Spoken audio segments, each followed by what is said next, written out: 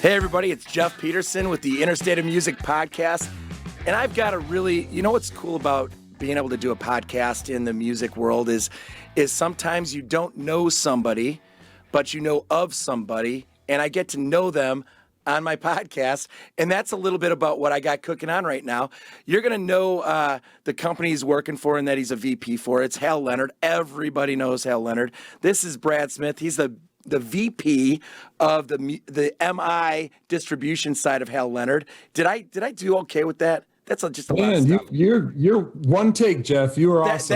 That is a lot on a business card. I hope there's some abbreviations going on with that. Or who the hell gives business cards away anymore anyways? Yeah. No, well, we print them. We've got a press, so we've got to keep those things busy. So that's true. That's true. We like to have business cards and catalogs. And we'll talk about that, some of that transformation of, going to digital and the sheet music and what you guys are all about. But honestly, I want to know a little bit more about Brad Smith and kind of like where you've been, what you've been up to, and kind of like, I mean, there's no way back in high school and if you went to college and where you were going that you thought that this was like where you'd end up. Yeah. There's a journey to this. I want to know a little bit about it. Like, are you a player? Are you a musician? When did that whole passion start for you with music and what did it start with? Yeah, well, I really appreciate you having me and asking these questions and opportunity to tell a story because I do think it's appropriate. This is not where I expected to end up if someone had a plan, but the pathway that got me here was full of some lucky chances, definitely certain people, certainly a passion, and most importantly, some chances. I took some risks. And I think these apply almost to anyone listening and anyone in life. It's just you can go this way or that way, and it shapes your life. And I've had some good angels on my shoulder who encouraged me, in my thought to go for things based on people I've known or even family members. So I'll get more specific, but the idea is a crazy pathway, and it's kind of nice to reflect on it. I'm very happy to be at Hal Leonard. I've been here over 28 years now, so I'm starting to get used to it. Yeah, I know. I started as a young child. Packing boxes. That's absolutely. 28 years is. Yeah.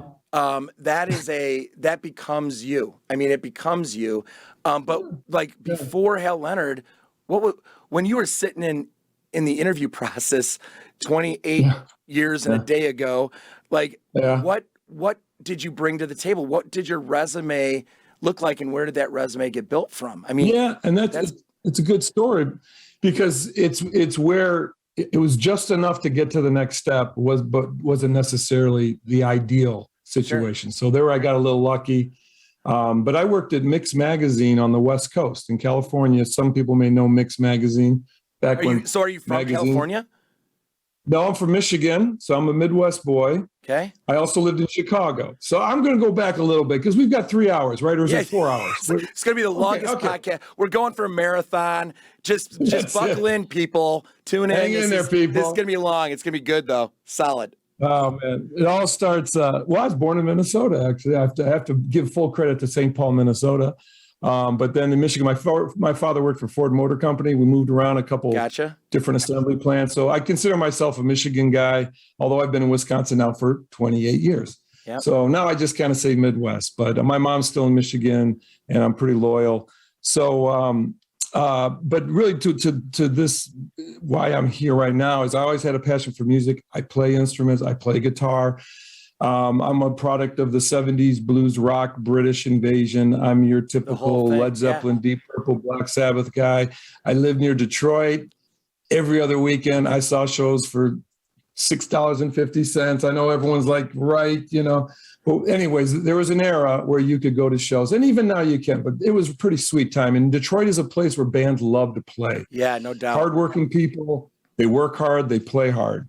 And I've kind of seen that ethic. And I think in general, the Midwest has that in not only Michigan, but Detroit was certainly that area. Where'd you get the guts to move to the West Coast?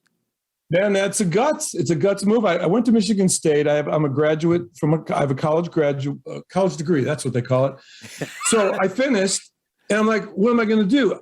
but I had a little window. So everyone has those little windows of like, not married, no kids, no What did you go to debts. school? I'm air quoting here. I mean, for people that are listening I to the did. podcast and I not did. watching it, what did you go to school for? Like, what did you think you were preparing yourself for? 2 years into college, I was no preference. So I'm floating around. Yep. And then I enjoying the shit out business. of it though, right? I was in bands, my friend. I was You're loving life. Drinking free. Yeah, love that. Love that. Meeting friends. And in fact, a friend from my band from college was here last night, and we were at Lambeau Field watching our Detroit Lions get beat by the Packers. So I'm a little rough around the edges, but I'm still living it. That's good. But Michigan State, so business administration though. So okay, I thought it was a broad enough field. Everything has a business about it. So I have that background. I really enjoy marketing. Went to California to stay with a friend for about 6 weeks. He lived in San Francisco, went out there, stayed there for 7 years. Love that. So things just fell in place. And, we could get more into it, but essentially I took a chance, went to a new area, could start fresh, but I did get in a band right away. So I've been playing music since, really I was in, my high school bands, but when I was in San Francisco, I played in a band. And then real quick story, because it's so important. I had to make money. I had a job. I worked for North American Van Lines, a moving company, because they need a dispatcher, right? Paid. Okay. I was in that thing for like 3 years. I had a college degree. I was kind of rising up. They sent me to Fort Wayne, Indiana, and they showed me my future. And it was chain smoking. No shame in the game for Fort Wayne. I love Fort Wayne. Love everybody Fort Wayne. But when somebody gets a chance to see their future while standing in Fort Wayne, Indiana, I mean, yeah.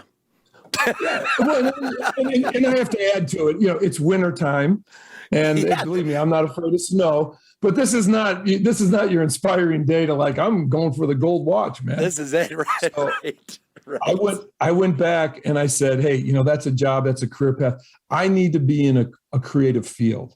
I'm not a good enough player to go it as an artist. I've seen what that takes. Yeah. And I'm impressed and I respect it. And we all know the sacrifices it takes. Oh, it's insane. But I love to be in the environment. So I didn't know if I wanted to produce concerts or be a part of the production business, or be in publishing, or be in instruments, music instruments, etc.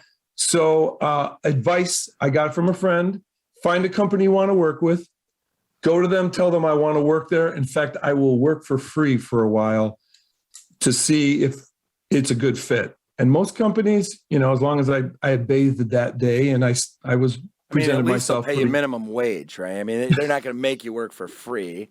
Well, I saw it as an internship. That's a fancy way of saying volunteering. Right. But I add that, and of course you got to be very careful, and you can't do that forever. But the fact is, I invested time into that company to say, I want to see if it's a good company, and I want you to know what I do. And after 3 weeks, a part-time position opened up, and I took it. Nice. And that job was at Mix Magazine, which is in Berkeley, California, right across from Fantasy Studio, where Creedence Clearwater Revival recorded.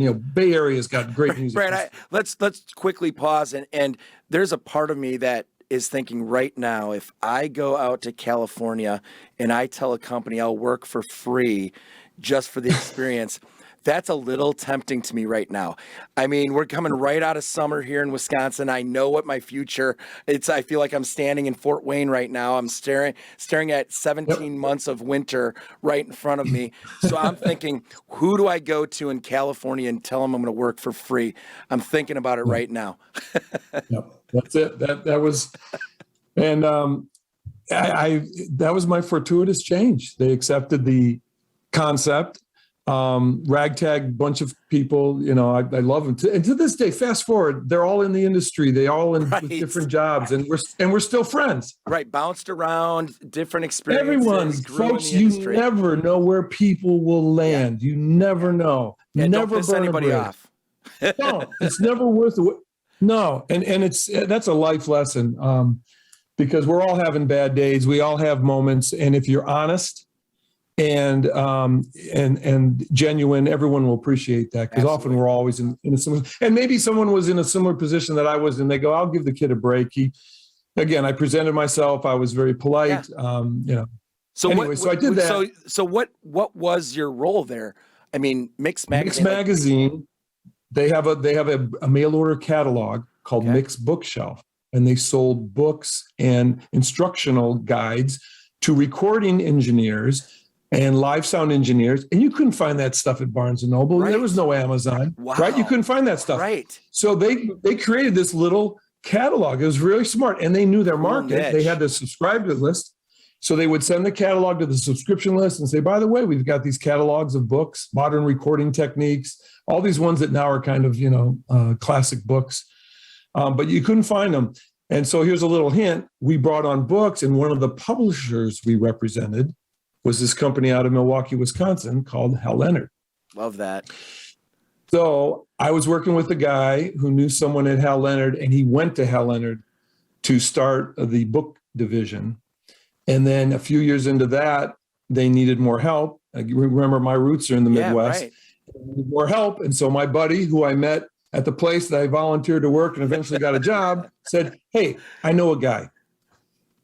So he came to me and said, hey, we got a position. I know you've always thought about maybe coming back home-ish. Here's the deal. It's in the music products industry. It's Hal Leonard, which to this day, and rightfully so, is best known for songbooks and method books. We're a huge publisher. We have now diversified way beyond that, but certainly are still our number one position in the industry is we're the world's largest print publisher. And now it's really about content and all that. But what an interesting company, because no 2 days are the same. And when you're in publishing, you're publishing for different categories, you're publishing for different levels. Whether you're a beginner or a professional, you're publishing for different partnerships. It could be an instrument manufacturer, it could be a school, it could be over the counter. Anyways, there's such a variety of ways to create products under the publishing umbrella. So just a little shout out to, it's not a stodgy old business. It's a really dynamic. And I've got a question, and I hope you respect where the question's coming from, because I know a lot of people that are in the news industry, the newspaper business, magazine business, all of that. And I know what those struggles were for them to reinvent themselves as digital started to become the way to go, the iPads, the this, the that, all of that, that you're unbelievably aware of. Was there a time sitting at a conference room table with all the powers that be at Hal Leonard where everybody kind of looked at each other and went, oh crap, what now? There had to have been a moment where it was like, oh shit, this digital thing, do we get into it, or do we stay true to our roots and be the company that we are? Or is digital going to kind of bastardize that traditional, or can we find the balance? Was that like what were those conversations like? Because that was a huge opportunity, but scary to get to where you guys are today. As my voice just cracks like I went through puberty. Well, your question got so grown up right on the fly. And then I had to bring it back down to 13 years old. So, hey man, what was it like, dude? Hey, that's a great question, because the internet, let's just the greatest disruptor, but with disruption is opportunity. I think we all witnessed that really big moment when Napster developed, and I know some of the people may know the moment where Lars Ulrich, the drummer for Metallica, found out that their new album was online already available free. Yep. Think about that. Crushing. Crushing. And then how did it happen? Who's making? They're not who making. Leaked it? Who this? Who that? All of it. Yeah. And in some ways, it's like, and I know the story goes where it's like, cool. The guy who did it is like, I could do that. And again, all these moments in crisscross. So then you look in other businesses that, look at, I think the day Blockbuster had their biggest sales day, there's some coincidence where on that day, Netflix launched their website. Yep. And I think they sold, that was it. They sold to someone astronomical numbers. And on that day was the same day that Netflix started. And of course, they didn't even know who Netflix was. Right. But again, everyone, right? Major disruptor, business disruptor. The key is, and it's a cliche, forgive me, but the key is content. Yes. And what we understand is people digest, ingest, experience, consume content differently. So on one hand, it's an opportunity. How do you want to experience learning how to play guitar today? Do you want to watch? Do you want to listen? Do you want to read? Do you want to be inspired? So the phrase though, I think we're the punchline here, and it's a great question, because what it came down to, Jeff, is we said we have to be our own spoiler. Yes. Hal Leonard, Totally. That's it. We have to be our own disruptor. Yep, totally. Love that. So we spoiled. We released stuff digitally. We moved. I mean, and so, I mean, the guts it took to do that, the foresight, the realization that you were the game in town, and you just had to keep being the game in town no matter what the game turned into. And I think that's such a big thing. And when you talk about how people are choosing to digest content, this is the Interstate of Music podcast. People, when they hear podcasts, they think audio. And in today's world, it has turned into so much of a visual, video content digesting world. We record video for our podcasts, every podcast. So it's audio, it's video, it's everything. And it's going to go on all the different platforms because you don't know how somebody wants to digest that content and see it. Is it over lunch, with their computer on at their office? Is it while they're driving to work and listening to it? Portability. Yeah. Why are we sitting here thinking that we've got it all figured out for every consumer that's out there because of the variety of consumers that we deal with? And I think being your own spoiler, I mean, I'm going to literally regurgitate that left and right in business, because I've been a person that has said it and done it, but I've never used that terminology. And that is, I love that. It's impactful. It's real. I love it. It's blunt. It's, you got to just face it, folks. There's no easy transitions. I don't think exist. There's organic ones, but sometimes you got to force them. And of course, that's where your business acumen comes into place. How heavy do you go initially? We didn't get rid of CDs right away. We started saying all our audio is available online. We also have CDs.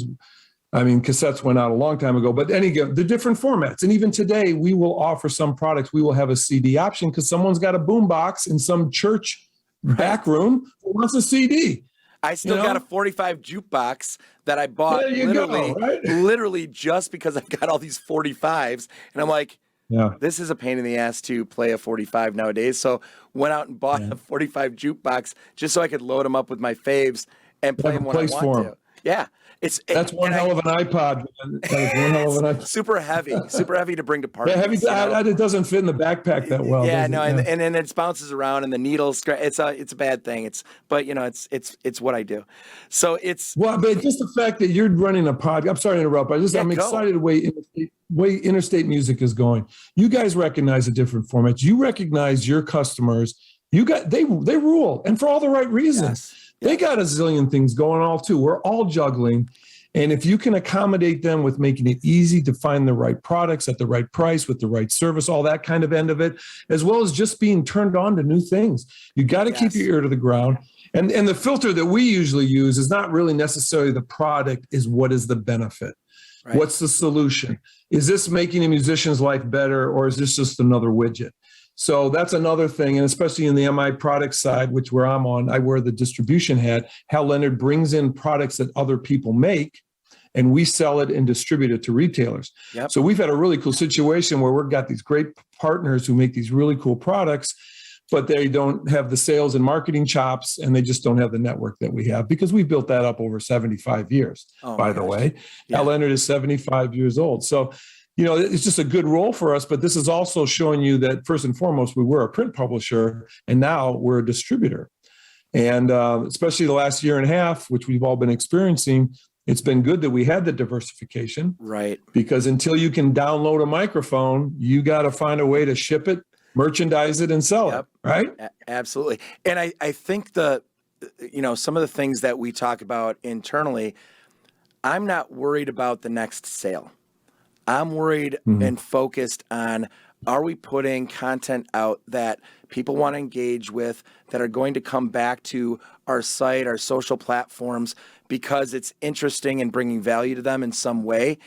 And if they want to buy something from us, They know we sell stuff, but I'm not Right. going to lead. I'm not going to lead with that because honestly, I mean, I'm selling stuff They can, when in a map set priced world, I'm selling yeah. it for the same price as everybody else is selling it for. So Right. So why how do do you they come? differentiate yourself? Yeah. So we are Mhm. so hyper focused on the musician, the music lover, the business person looking for answers for pro audio, all of that. We're so focused on them and what their needs, wants, education, motivation, all of that, Yeah. inspiration. Yeah. We're so focused on that versus the stuff we sell. And here I am talking to somebody, we sell your stuff. And I don't, I think you even can understand, yeah, it's like your stuff will sell if we get the customers to want to check us out, who we are, and have them engaging with us, not just when they want to buy something, but when they're wanting to come back to us, and then they all of a sudden decide they want to buy something, they're already there. Yeah. Then that's you're connecting all the dots. I mean, another good example is well said, and I just want to kind of show an example is where Hal Leonard promotes and supports live music in a way that we like battles of bands, we like contests, we do at school level. And look at Interstate Music, you got this great event coming up, and you're showing music. You're giving places for bands to play. We always joke about tennis players need tennis courts, and it's not just selling the gear. They need places to play. They need to rehearse. They need to get inspiration. They need direction. So these are all the other aspects of the gear that they use.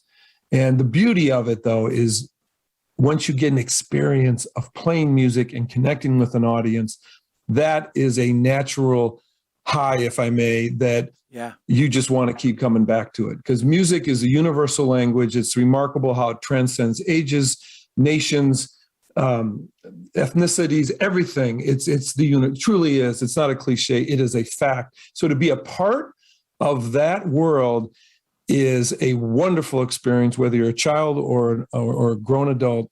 And I'm glad that we're a part of that function. But the job there is to get that spark.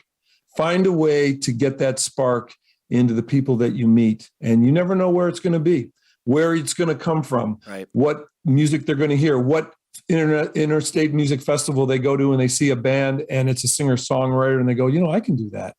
And I've got something to say. Or it's just inspiring. So inspiration is really the key behind it all.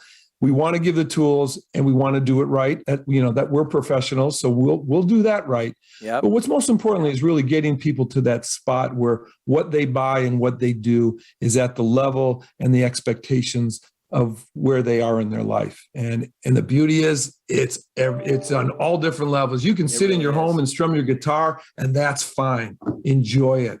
You don't have to be a rock star. So the whole different aspects of enjoying music are so many that I think we're in a business that has amazing resiliency and amazing purpose. And I really appreciate what you guys do, being on the front line, taking that message to the public, competing with all the stuff out there. But man, you've got music behind you. And I think it will be in good hands with you guys. So it's exciting to be partnering with you guys. Truly, this is how it is. And just conversing, we could hang and we could say, let's make this a good event, not a big sales event, a good event where people are having a good time and are inspiring, are going to carry on. Yeah. And that really comes down to, when we're focused on bringing talent into our event space, that we live stream, we record. We've got content that we're building for every song that they're doing, so that they have something that they can post out on YouTube or their own platforms, etc.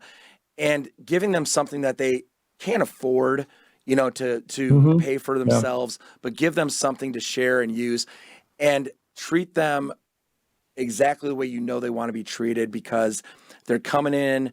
They might not be as known as they might soon be or hope to be, but we're going to treat them like they already got there.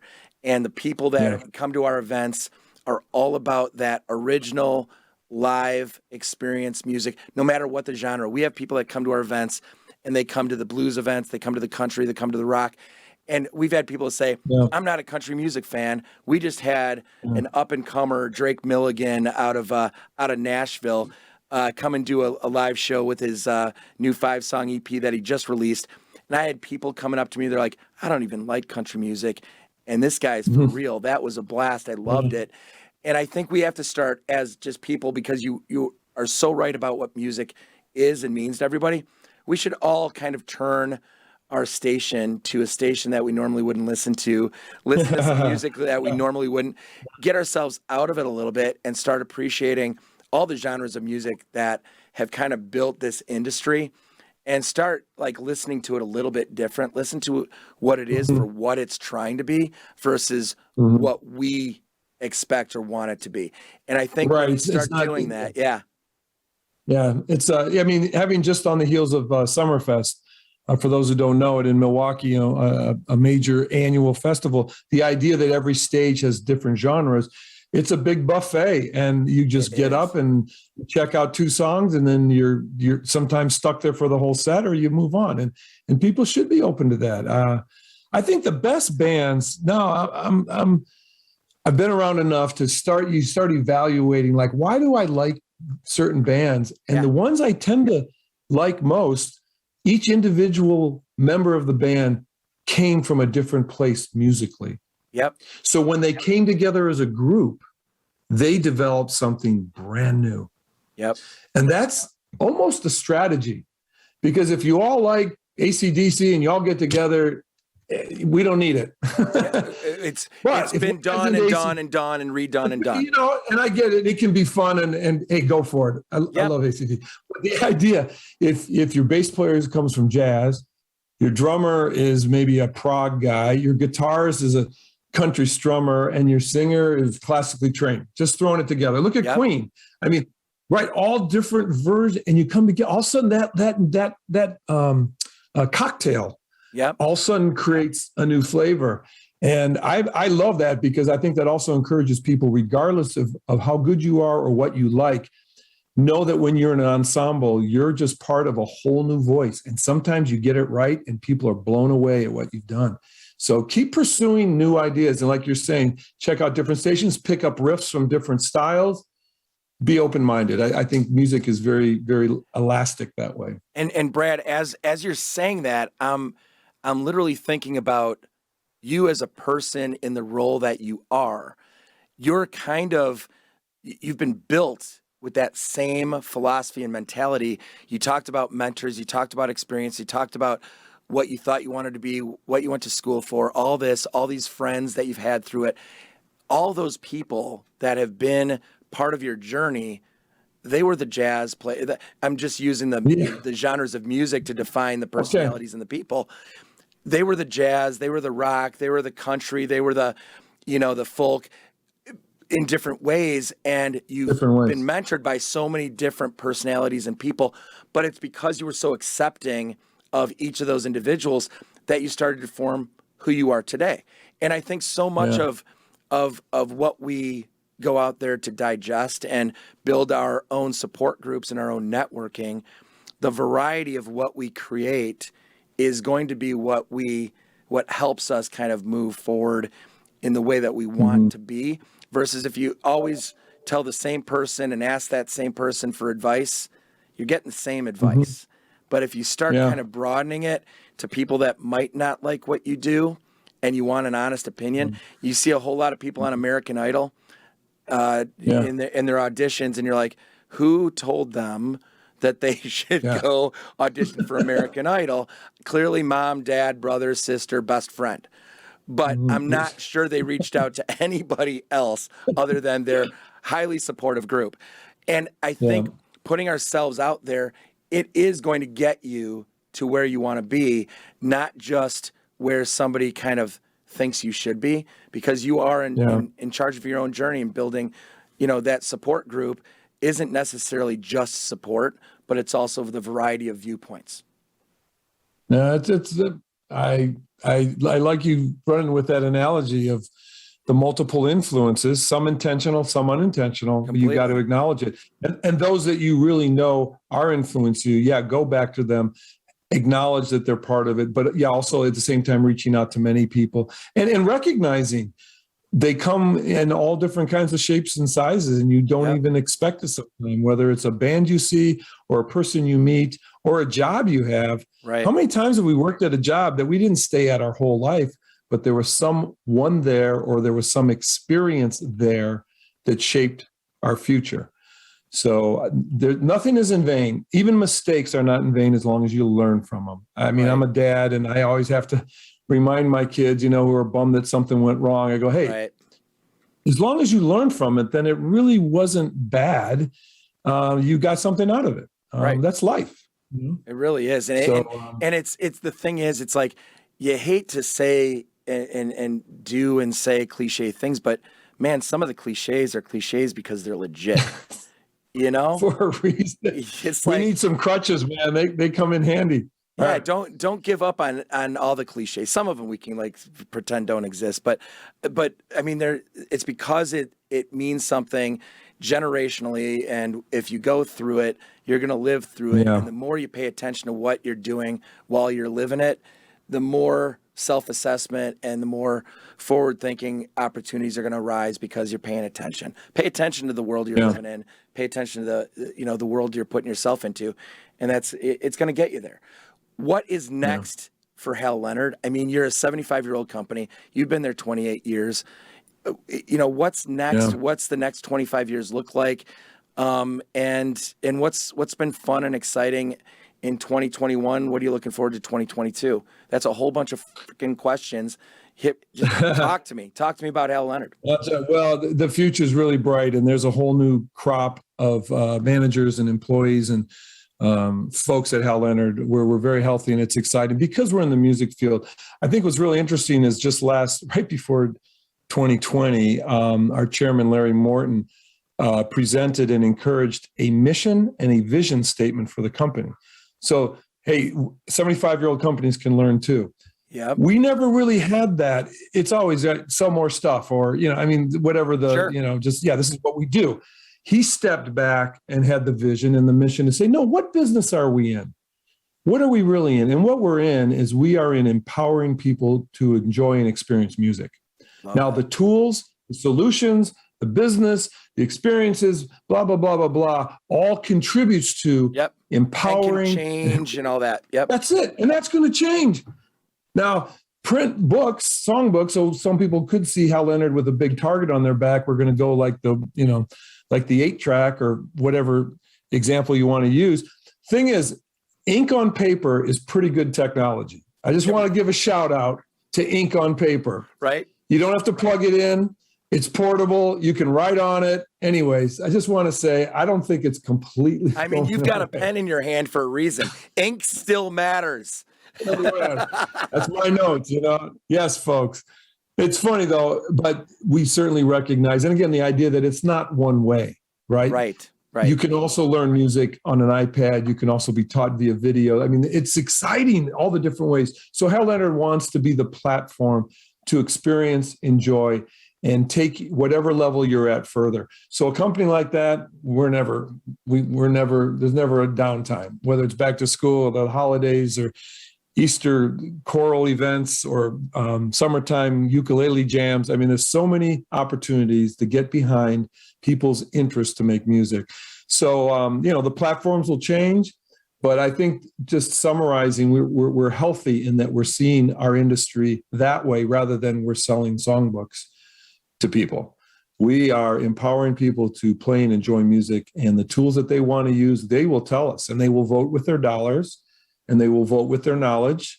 Yep. They'll vote with their comfort level, all that stuff. So, and the other thing is they have great partners like Interstate Music that get it. I mean, we certainly are in this together on so many levels. I just feel the more we partner with people rather than one direction, you guys giving us feedback, we give you feedback, we create events, we have some door prizes. I mean, just different ways to make it bigger than just one person. I think that's a good MO for a lot of companies. And you're starting to see that. Much more transparency, a lot more cooperation.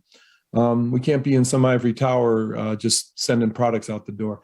So cooperation, transparency, partnership, but pretty much staying in the music products business is fun because it's from schools to at home to senior house. People with dementia, they react to music. I mean, music is just such a wonderful medium to be in. So I'm as excited as ever. I say those numbers and how long I've worked, and I still feel like I work for a new startup because we're still like throwing it against the wall. But best of luck on your festival. I'm voting for Brad Smith. I'm voting for Hal Leonard, and I cannot thank you enough for taking the time and letting me get to know you right here in front of everybody. And you know, it's been great to see what Hal Leonard has done in those 75 years. I can't even imagine how cool it is to sit back and think about 28 years ago and kind of where you've gone with it. You know, I feel like you're part of the Interstate family. You're part of a lot of families out there, though. There's other companies that you work with. There's other e-commerce platforms and brick and mortar stores.